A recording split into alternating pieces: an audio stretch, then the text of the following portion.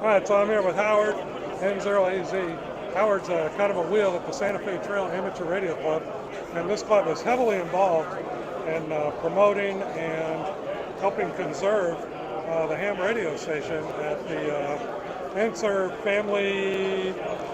Ensor Park and Museum. Okay. All right, go ahead, Howard. We brought out some stuff from the museum just to represent the museum a little bit. We'll start over here. This is one of the two transmitters that Marshall built and used. This one was used at the high school, Olathe High School, which is now Olathe North, and taught radio and electronics using that.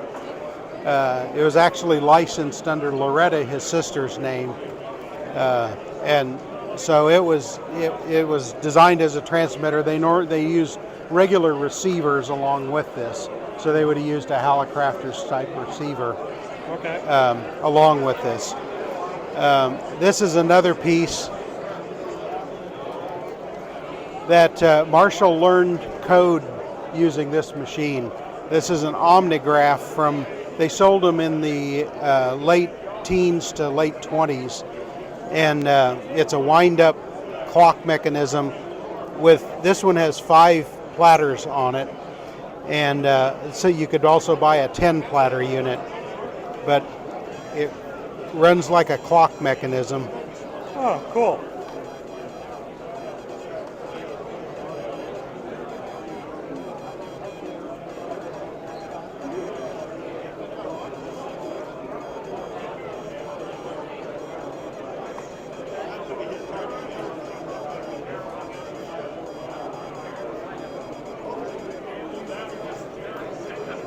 That's very cool. Marshall obviously built this at least the top platter, because it's got his call sign in it.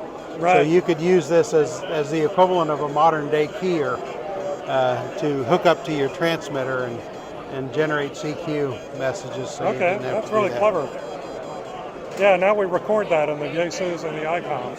Yeah. Using the recording function. So, yeah, that's neat. We also brought out a transmitter which was converted from a receiver. I'm not sure the history of when this was used, but this is a battery-powered transmitter that's also out there at the museum. Okay. So give us a 1 minute on who Marshall Ensor was.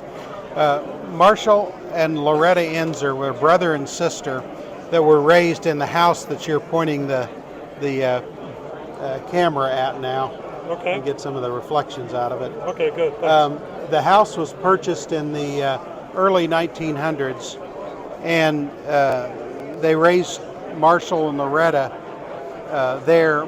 It was a dairy farm, and with cattle and cows and chickens, and but Marshall and Loretta were both extremely interested in radio, and so they developed they have a spark gap transmitter that was one of his first transmitters, and a crystal radio, and it developed from that into these larger transmitters. And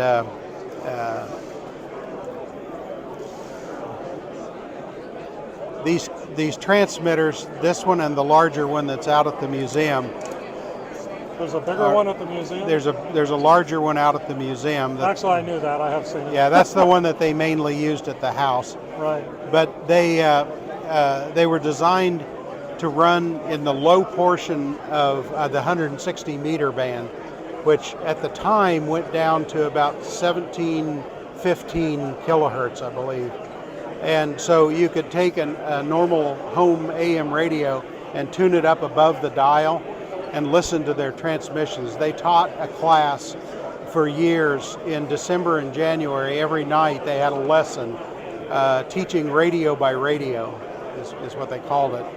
And they used the transmitter to broadcast those lessons. And for CW, in the side of this transmitter, there's an old telephone microphone and speaker that are facing one another, and that causes an oscillation. And so they generated modulated CW so that you could listen to the CW on a regular AM radio. Oh, So they taught those lessons every year. Loretta Ensor was the first woman to talk across the Pacific Ocean on ham radio. She talked to a station in New Zealand, and so the house was set up with a long antenna. In fact, 2 towers that the antenna ran between.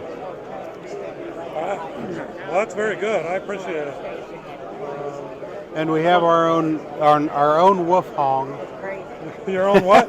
Wolf hong. What's a wolf hong? The wolf hong was a kind of a notorious award for ham radio operators who performed poorly and things. This one was done as a centerpiece to the 1934 ARRL National Convention. Marshall went to that and he won this. It's kind of the center table decoration, and won this and brought it back to the museum. So we've had that out there. All right. As well.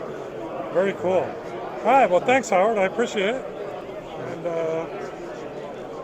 hope you guys have fun today. Okay, thanks. Bye.